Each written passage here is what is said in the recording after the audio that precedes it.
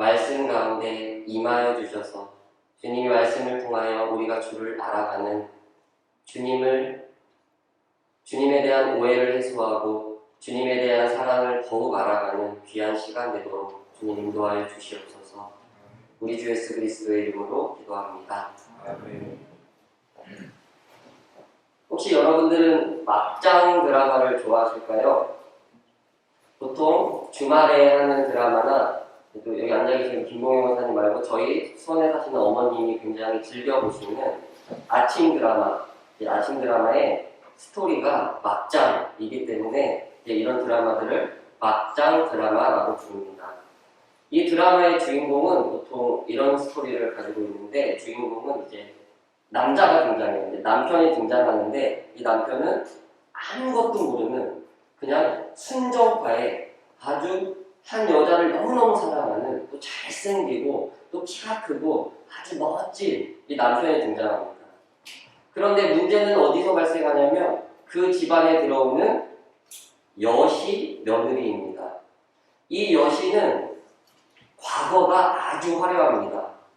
그리고 이 주인공인 남자나 그 집안 사람들이 보지 않는 곳에서는 아주 여우 같고 아주 음란하고 아주 못됐습니다. 그런데 이 남편 앞에서는 또 이 집안 앞에서는 어떻게 하냐면 아주 가련하고 청순한 이 남편밖에 모르는 이 며느리가 나옵니다.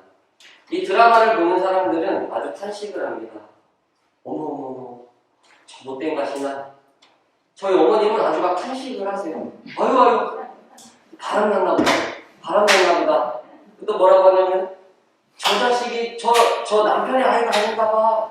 막 이러시고, 저 모습을 들켜야 되는데, 저 모습을 저 남편한테, 저 집안 사람들한테 들켜야 되는데, 아이고, 불쌍하다, 우리 남편. 막 그, 국민 남편이 돼요, 이 남편은. 이런 드라마의 절정, 이런 드라마를 끌고 가는 절정은 무엇이냐면, 이 여시 같은 며느리가, 그 며느리의 정체가 원래 어땠냐는 그 정체가 그 남편과 그리고 그 남편의 가족들에게 들키는 순간입니다. 이러한 막장 드라마를 끌고 가는 가장 큰 특징은 무엇이냐면 이 남편은 이 여시 며느리가 여시인지 모르고 아주 청순하고 가련하고 남편밖에 모르는 사람이라고 믿고 결혼한다는 것입니다. 오늘부터 호세아서 강해를 시작합니다. 특별히 바라옵기는 이 시간 동안에 호세아서를 바르게 해석하고 또 적용하여서 우리 천흥교회 성도님들과 또 성도님들의 삶에 귀한 유익이 되고 또 그 말씀에 따라 삶의 결실이 되는 그런 시간이 되길 바라고 또 그것들을 위해서 기도해 주시기 바랍니다. 호세아서는 예수님이 오시기 전이죠. 구약 성경에 있습니다. 그리고 이 호세아서는 선지서 혹은 예언서라고 부릅니다. 그리고 이 호세아서를 시작으로 우리가 잘 아시죠? 호세아, 요엘, 아모스, 오바다, 요나, 미가, 나움, 하박국, 스바냐, 학개, 스가랴, 말라기까지 이렇게 12개, 총 12개의 서신서를 소서신서라고 부르고 그 소서신서의 첫 번째 책입니다.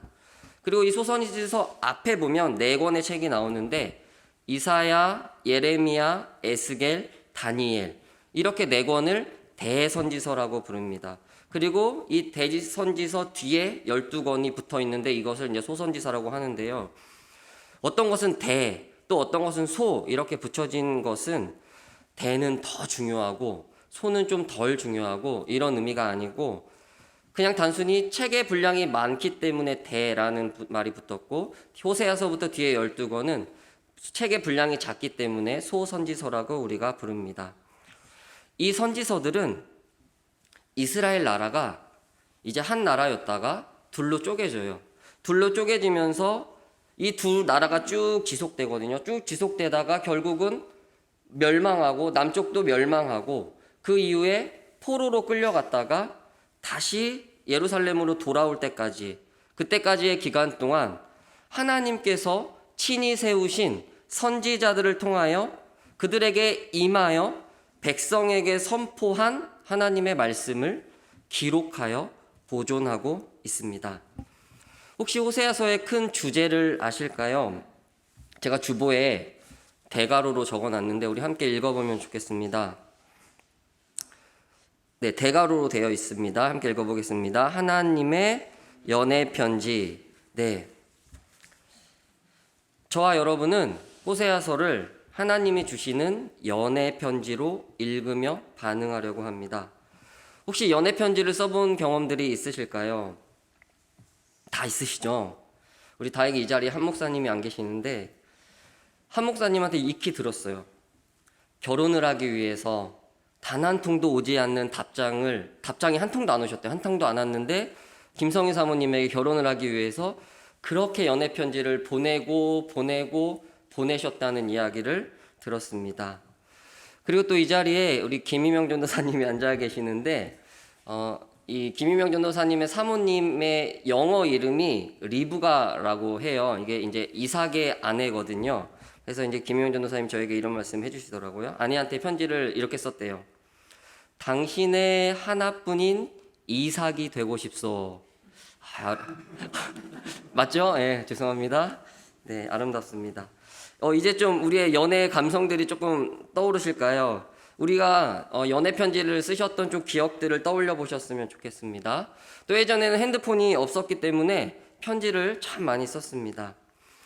하나님께서도 우리에게 주신 편지가 있습니다. 유일한 편지가 있습니다. 그것은 바로 성경입니다. 성경 전체가 우리를 사랑하여 주신 하나님의 연애 편지입니다. 그 가운데 특별히 구약 성경 전체에서 특별히 호세아서는 구약 책들 가운데서 하나님의 사랑을, 하나님의 이 애끓는 사랑을 아주 깊이 담고 있기 때문에 저와 여러분은 하나님이 주신 연애 편지로 이 호세아서를 보려고 또 받으려고 합니다. 밤하늘의 별을 보며 당신을 생각합니다. 당신을 만날 날만을 기다립니다. 당신을 생각하면 막 날아갈 것 같습니다. 당신은 나의 전부입니다. 순결한 당신은 나의 사랑입니다.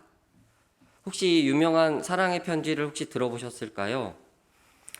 못 들어보셨을 겁니다. 제가 썼습니다. 그런데 이 호세아서는 이처럼 이제 막 사랑을 시작하는, 막 풋풋하고 설레이고 그 사람만 생각하면 막 잠이 오지 않는 그러한 관계에서 쓰고 있는 편지가 아닙니다. 당신과 결혼한 것이 내 인생 최고의 행운입니다. 당신과의 결혼 생활은 정말 행복했습니다. 나와 우리 아이들에게 보여준 당신의 아낌없는 사랑과 희생이 너무 고맙습니다. 당신을 사랑합니다. 이 호세아서의 편지는 이처럼 아주 오랜 시간, 결혼을 하고 아이를 낳고 오랜 관계를 유지하며 깊은 신뢰 관계 끝에 나오는 이처럼 사랑과 감사를 표하는 노년의 부부 사이에 쓴 편지도 아닙니다. 하나님이 이스라엘 백성에게 친히 쓰고 있는, 그리고 이 자리에 앉아 있는 우리에게 쓰고 있는 이 연애 편지는 연애를 하고 결혼을 하고 오랜 결혼 생활을 지나면서 단 한순간도 자신의 배우자를 잊지 않고 단 한순간도 자신의 배우자를 포기하지 않고 오직 아내를 사랑하는 것밖에 모르는 절절하고 가슴 아픈 사랑을 하고 있는, 어떻게 보면 외롭고 불쌍하기까지 한 그 한 남편이 단 한순간도 남편만을 사랑한 적이 없는, 그 남편과 결혼했음에도 불구하고 다른 것을 쫓아 외도와 불륜을 일삼는 아내에게 쓰고 있는 편지입니다. 그리고 이 호세아서의 편지의 목적은 하나입니다. 남편에게 돌아오라. 그래서 이 편지는 얼핏 보면, 한번 쭉 14장까지 되어 있는데 쭉 읽어보시면 좋을 것 같아요. 얼핏 보면 사랑보다 분노가 더 많아 보입니다. 그래서 이 편지는 은혜보다는 심판이 더 많아 보입니다. 그러나 저와 여러분은 이 연애 편지의 모든 곳에 담겨 있는, 전혀 사랑이 안 담겨 있는 것 같은 그 구절조차도 이 모든 곳에서 담겨 있는 가슴 절절한 이 남편의 모든 것을 싸매는 이 남편의 사랑을 보기를 원합니다. 호세아서를 통하여서 하나님의 사랑을 하나하나 추적해가며 그런 하나님을 만나는 저와 여러분이 되기를 원합니다. 1절을 보겠습니다. 우리 1절을 함께 읽어보겠습니다. 함께 읽겠습니다. 시작. 우시야와 요담과 아하스와 히스기야가 이어 유다 왕이 된 시대, 곧 요아스의 아들 여로보암이 이스라엘 왕이 된 시대에 부에리의 아들 호세아에게 임한 여호와의 말씀이라. 아멘.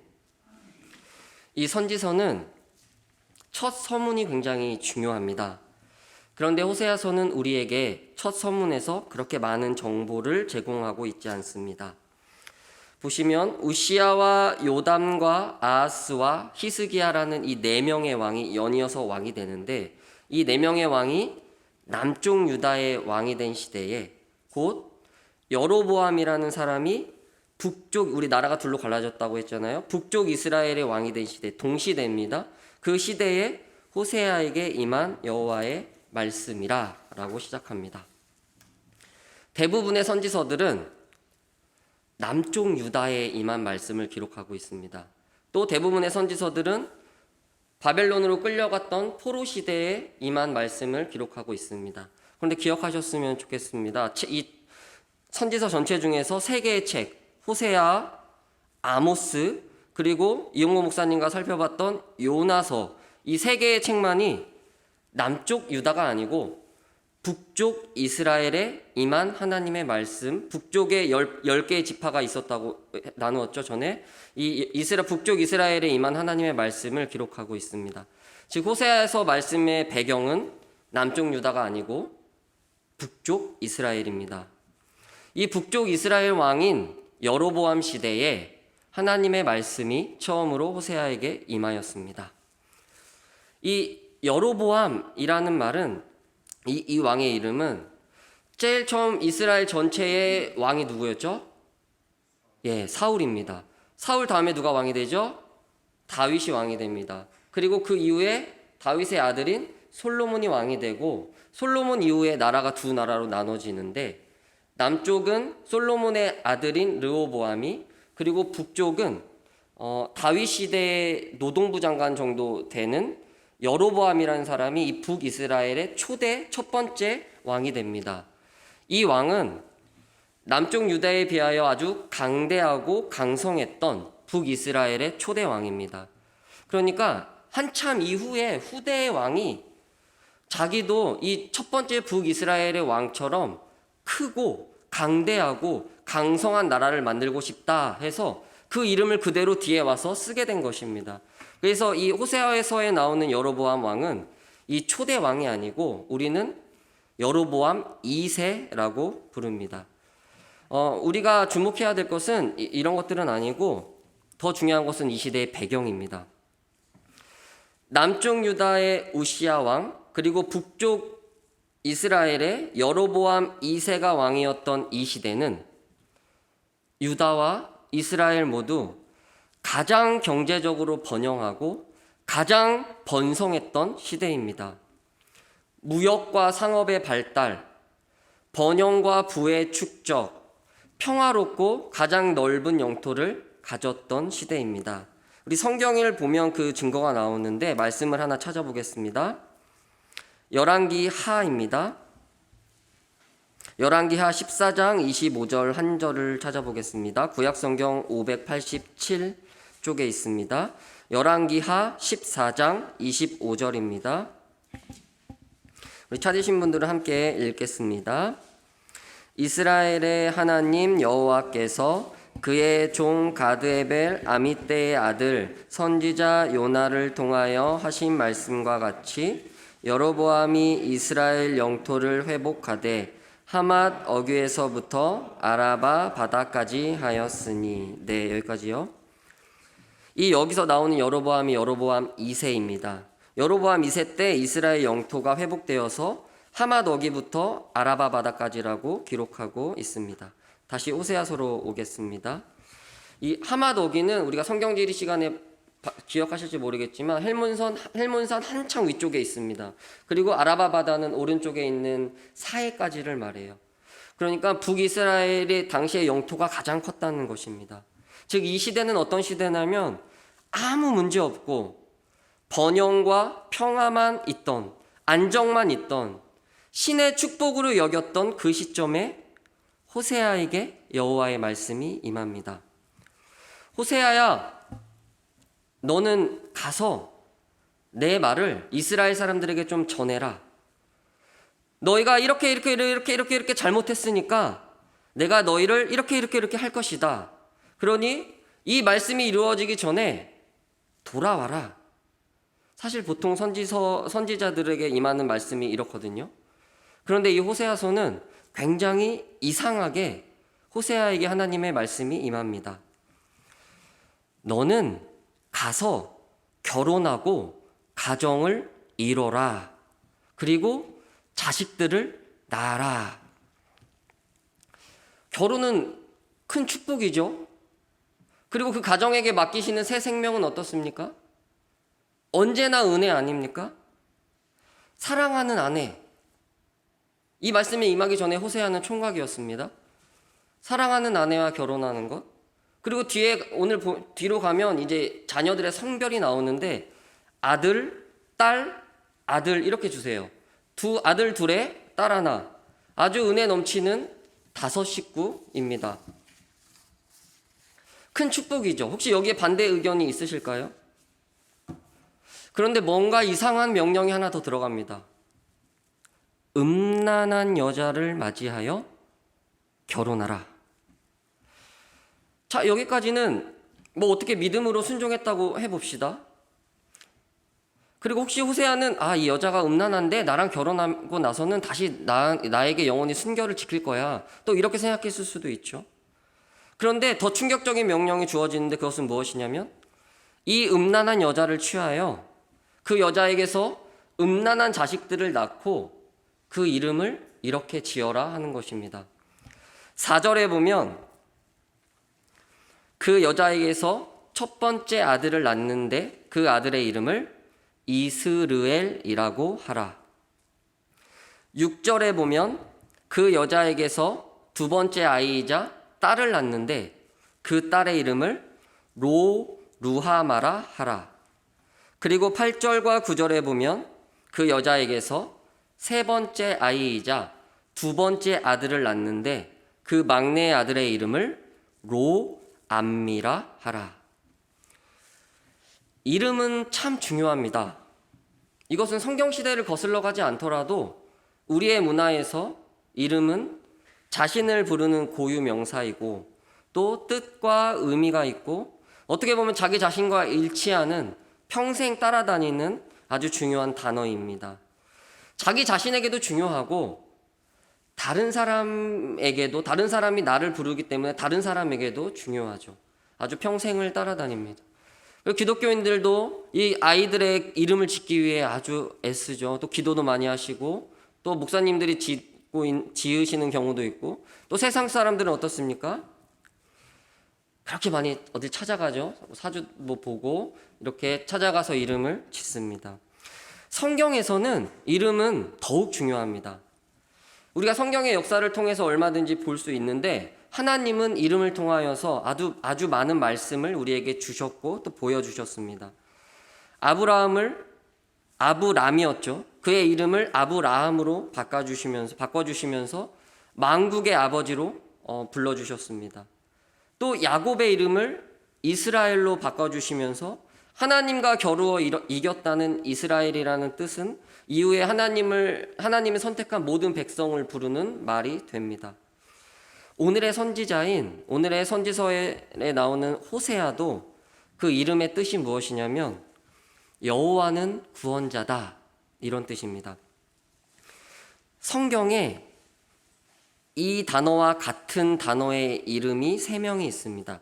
히브리어는 글자가 3개로 되어 있는데 이 3개는 그냥 같은 단어라고 보시면 돼요. 우리는 이제 발음이 달라서 다른 이름으로 보이는데 여호와는 구원자라는 뜻을 가진 3명이 이렇습니다.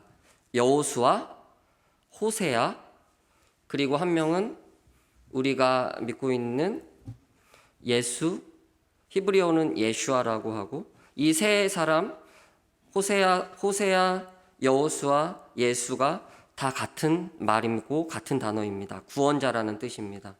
그래서 이름이 같기 때문에 호세아서를 예수 그리스도와 많은 학자들이 연결을 하고 있습니다. 하나님이 그런 호세아에게 음녀인 고멜, 이 음녀의 여자의 이름이 고멜인데 이 고멜 사이에서 낳은 자식에게 너무나 저주스러운 이름을 지으라고 하십니다. 첫째 아들은 이스르엘입니다. 우리가 성경지리 시간에 이스라엘 평야를 봤어요. 혹시 기억이 나실지 모르겠습니다. 이 갈릴리 지방 북쪽에 갈멜산 왼쪽에 있는 가장 비옥한 토양, 가장 비옥한 평지를 부르는 지역입니다. 우리 영상에도 본 적이 있습니다. 오늘의 본문을 보면 하나님께서 왜 첫째 아들을 이스르엘이라고 짓게 하느냐라는 말씀을 설명을 주십니다. 이 남쪽 유다는 왕들이 쭉 아들의 아들로 이어져. 그러니까 왕가가 하나예요. 남쪽은 왕가가 하나로 이 다윗에서부터 쭉 이어지는데 북쪽은 그렇지 않습니다. 북쪽은 쿠데타가 일어나요. 그래서 왕조가 내려가다가 쿠데타가 일어나서 피가 전혀 섞이지 않은 사람이 갑자기 왕이 되고 이렇게 5번이 바뀌는데 그 말을 하고 있는 거예요. 이 여로보암 2세 시대에는 예후 왕조인데 이 예후는 지금 말씀드린 이곳 이스라엘 평야에서 아합 왕이라는 사람, 그리고 그의 아내였던 이세벨, 그리고 아합의 아들 80명을 죽이고 왕이 됩니다. 그래서 그 이스라엘 평야에서 많은 피를 흘리게 됩니다. 하나님은 이 역사를 가지고 와서 이렇게 말씀하시는 거예요. 이렇게 많은 피를 흘린 장소, 이곳 이스라엘에서 너희 왕조도, 너희 북이스라엘도 내가 동일하게 멸망시킬 것이다. 이것이 첫 번째 아들의 이름입니다. 둘째, 셋째는 로루아마, 로암미 이렇게 되어 있습니다. 이 로가 안 붙었으면 참 좋은데 지금도 이스라엘에서는 로 지금도 쓰는 말이에요. 로가 무슨 뜻이냐면 안 한다, 아니다. 영어로는 no랑 똑같은 말입니다. 루아마는 긍휼히 여기겠다, 사랑하겠다 이런 말이거든요. 이것을 조금 더 자세히 살펴보면 이 루아마는 여성의 아이를 가지는 여성의 자궁에서 유래된 말입니다. 어미가 10달 동안 아이를 뱃속에 품고 그 아이를 낳아서 지극히 사랑하며 희생하며 긍휼히 여기는 그 사랑을 하지 않겠다. 그리고 로암미는 오늘의 제목처럼 내 백성이, 나의 백성이, 나의 자녀가 아니다 라는 뜻입니다. 호세아는 자신의 여인이 음녀란 것, 그리고 그 음녀가 되어서 불륜을 저지를 것이라는 사실을 알고 결혼합니다. 앞에서 말씀드린 것처럼 이건 어떻게든 순종했다고 해봅시다. 그런데 자신의 친자녀의 이름을 하나님의 명령대로 짓고 부르는 거예요. 자녀를 키워보신 분들, 또 손자가 있으신 분들 얼마나 하루에도 이름을 많이 부르십니까? 제가 이 설교를 준비하면서 저희도 이제 2 자녀가 있는데 조엘이랑 이든이를 제가 하루에 얼마나 부르나 한번 세봤어요. 조엘아 밥 먹어라. 안 와요. 밥 먹으러 잘 안 오거든요. 밥 먹어라, 뭐 해라, 씻어라, 양치해라. 하루에 40번 정도를 제가 세다가 못 셌습니다. 호세아가 숱하게 불렀을 이름, 사람들 앞에서 친구들이, 마을 사람들이, 이스라엘 백성들이 불렀을 자녀들의 이름이 이런 거예요. 너는 반드시 멸망할 것이다. 너는 사랑받지 못하는 존재다. 너는 내 자식이 아니다. 다시 말하면 너는 부모가 없다. 자, 여기까지가 오늘의 편지의 내용입니다. 우리는 이 말씀을 가지고 우리의 삶과 현실에 적용해 보려고 합니다. 먼저 첫 번째 생각해 볼 것은 이것입니다. 왜 하나님은 호세아에게 이런 명령을 내리시는가? 우리 2절을 볼까요? 호세아서 1장 2절의 뒷부분을 보면 이 나라가부터 우리 함께 읽어보겠습니다. 시작. 이 나라가 여호와를 떠나 크게 음란함이라 하시니. 호세아에게 이 결혼과 이 자녀를 낳게 하신 이유는 이것입니다. 북이스라엘이 여호와를 떠나 크게 음란했기 때문입니다. 우리가 앞에서 살펴보았죠. 또 말씀도 찾아보았고, 이 시대가 어떤 시대라고 했습니까? 가장 큰 번영의 시대, 가장 큰 성공의 시대, 가장 넓은 영토를 가졌던 시대, 그리고 동시에 여호와를 아주 멀리 떠나 가장 음란했던 시대. 예전에 야고보서를 보면서 말씀을 드린 적이 있습니다. 우리 한국 교회도 번영과 성공의 사조를 쫓는 시대가 있었습니다. 예수 믿고 성공하자, 예수 믿고 잘 살자, 예수 믿고 부자 되자, 예수 믿고 오래 살자, 예수 믿고 커지자, 예수 믿고 유명해지자. 참 아이러니한 게 있습니다. 번영과 성공과 안정이 커지면 커질수록 우리는, 저와 여러분은 하나님을 떠나 음란하게 된다는 것입니다. 그것이 구약 성경의 역사이고 구속사의 흐름이며 현재에도 저와 여러분 안에 존재하고 있는 연약한 모습입니다. 물론 이 북이스라엘 백성들은 우리가 이제 이후의 시간에 살펴보겠지만 하나님보다는 다른 신, 바알이라는 신을 섬기며 자신들의 복을 빌게 됩니다. 그러나 본질은 다르지 않습니다. 하나님이 아니라 다른 것을 쫓을 때, 그게 나의 성공이든 이 세상의 번영이든 바알 같은 우상이든 똑같습니다. 성도 여러분, 어떻게 보면 차라리 번영하지 않은 게 낫지 않았을까요? 차라리 성공하지 않고, 차라리 영토가 크지 않고, 의지할 곳이라고는 하나님 한 분밖에 없었던, 스스로 물을 주고 뭘 심어도 아무것도 나지 않던, 하늘에서 하나님이 주셔야만 먹을 수 있었던 광야 생활이 차라리 낫지 않았을까요? 우리는 어떻습니까? 60년대, 70년대, 80년대 삶이 어려웠을 때, 음식이 정말 귀했을 때, 집이 없고 가난했을 때, 오늘 먹은 한 끼와 그때 먹었던 한 끼가 다르지 않았을까요? 오늘 먹은 한 끼는 내가 노력해서 번 것이라면 그 어려웠던 그 시절의 그 한 끼는 하나님이 주신 것이라는 믿음의 고백이 더욱 나오지 않았을까요?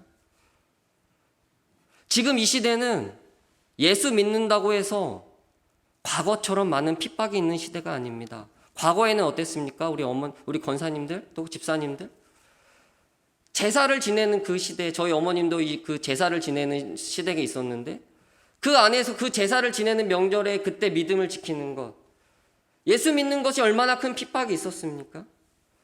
그 핍박의 시대, 그 박해의 시대에 더 주님을 향한 신뢰와 감사와 의지가 나오지 않았을까요? 성도 여러분, 너무나 잘 살게 된 이 시대, 유례 없이 과거의 어떤 역사와도 비교도 안 되게 가장 잘 살고 있는 지금 이 시대는, 우리가 살아가고 있는 이 환경은 주님을 믿기는 정말 어려운 시대입니다. 돌아보아야 합니다. 분별해야 합니다. 기억하십시오. 우리가 잘 살게 되는 것, 우리가 번영하게 되는 것, 우리가 평온하게 되는 것과 주님을 쫓는 삶과는 비례가 아니라 반비례할지도 모릅니다. 내가 구하고 있는 것은 무엇입니까?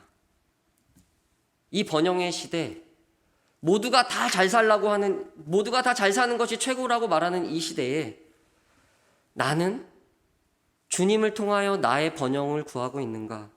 아니면 하나님 자체를 구하고 있는가? 돌아보고 고민하시기를 바랍니다. 두 번째 적용점입니다. 여러분에게 하나님이 말씀하신다고 생각해 보세요. 그냥 뭐 성경 속에 있는 말씀이니까 나랑 뚝 떨어진 이렇게 느끼지 마시고, 진짜 호세아에게 임한 말씀이 나에게 오늘 동일하게 하나님이 임했다고 생각해 봅시다. 너 음녀와 결혼하고 아이를 낳아라. 그리고 그의 이름을 첫째는 멸망, 둘째는 사랑받지 못함, 셋째는 내 자식이 아니다. 이렇게 지어라. 여러분은 어떨 것 같으십니까? 순종하실 것 같으십니까? 저는 너무 고민이 많았어요. 고민이 많았는데 저는 이 시간에 호세아가 믿음이 출중하고 또 선지자 사명을 능히 감당하는 그런 인물이었기 때문에 이런 명령을 순종했습니다. 그러니 저희도 그 믿음을 본받읍시다 라고 말씀드리고 싶지 않습니다. 포인트는 여기에 있지 않습니다. 포인트는 이것입니다. 왜 하나님은 너 말씀 전해라 이렇게 하지 않으시고, 너 가서 음녀와 결혼하여 애 낳아라 이러셨냐는 겁니다. 너 이스라엘 백성에게 곧 너에게 임할 나의 심판의 말씀을 전해라.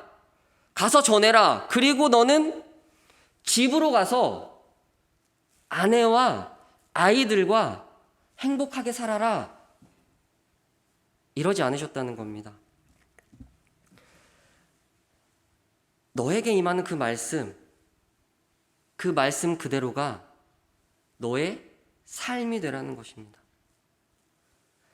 음녀와 결혼한 너를 보고 이스라엘 백성이 나를 보게 해라. 네가 먼저 말씀으로 살아감으로, 입으로만 전하는 것이 아니고 그 말씀대로 살아감으로 세상이 내 마음을 알고, 그 마음을 네가 먼저 알고 이 세상 사람들에게 전해라 하는 것입니다. 내 삶은 벗어나 있고 입으로만 선포하고 머리로만 아는 그런 삶과는 완전히 다른 것입니다. 임한 말씀 그 자체가 호세아의 인생인 겁니다. 임한 말씀 그 자체가 그냥 호세아의 삶인 겁니다. 이것은 분리될 수가 없는 겁니다. 그리고 그 호세아의 삶을 통하여 이스라엘 백성들이 하나님을 보게 한 것입니다. 자신의 처지를 보게 한 것입니다. 그 자녀들의 이름이 우리 처지구나라는 것을 느끼게 하는 것입니다. 저와 여러분은 말씀과 삶이 분리되어서는 안 됩니다. 그래, 말씀은 참 좋아. 그렇지만 현실은 달라. 그래, 말씀은 하늘의 것을 말해. 그건 예수님만 할 수 있는 일이야. 그렇지만 나는 땅에 살고 있어. 나는 그런 힘이 없어. 하나님은 우리에게 이렇게 말씀하시는 거예요. 머리로만 외치지 마라. 입으로만 외치지 마라. 말씀대로 살아라. 말씀과 삶이 분리되지 않으려면 어떻게 해야 될까요? 저는 단순해져야 한다고 생각합니다. 호세아가 너 결혼해서 애 낳아라, 이 말씀을 엄청 심각하게 고민하지 않았을 것이라고 저는 보여집니다. 14장까지 전체를 읽어보아도 그런 내용은 전혀 나오지 않습니다. 왜 하나님은 나를 음녀랑 결혼하게 했을까? 그러면 내 삶은 어떻게 될까? 내 행복은? 나는 내 행복을 찾아서 가야 되는데 왜 하나님은 나의 불행의 시작인 이 여자와 결혼을 하라고 하지? 이 말씀은 나에게 주어진 것이 아닐 거야. 그럴 리가 없어. 하나님은 선하신 분인데 나에게 그런 명령을 내릴 수가 없어. 나는 말씀만 전하고 나는 내 행복대로 살 거야. 혹시 이런 호세아가 상상이 되십니까? 저는 호세아는 이러지 않았을 것이라 봅니다. 생각이 굉장히 많고 제가 말씀드린 것처럼 똑같이 반응했던 선지자가 한 명 있습니다. 누굴까요? 요나입니다. 우리가 이용 목사님과 봤죠. 요나는 생각이 정말 많았습니다. 하나님이 왜 니느웨로 가라고 하실까? 나는 이해가 안 되는데. 내 삶은 나는 그 삶에 동참하고 싶지 않은데. 요나는 결국 어디로 갑니까? 불순종으로 갑니다. 다시스로 갑니다. 말씀과 삶이 분리되지 않는 비결은 단순함입니다. 단순해지세요. 그리고 단순해지려면 어떻게 해야 됩니까? 하나님의 말씀만이, 다른 어떤 세상의 소리가 아니라 하나님의 말씀만이 진리구나. 하나님의 말씀만이 내가 믿고 의지할 그 소리구나.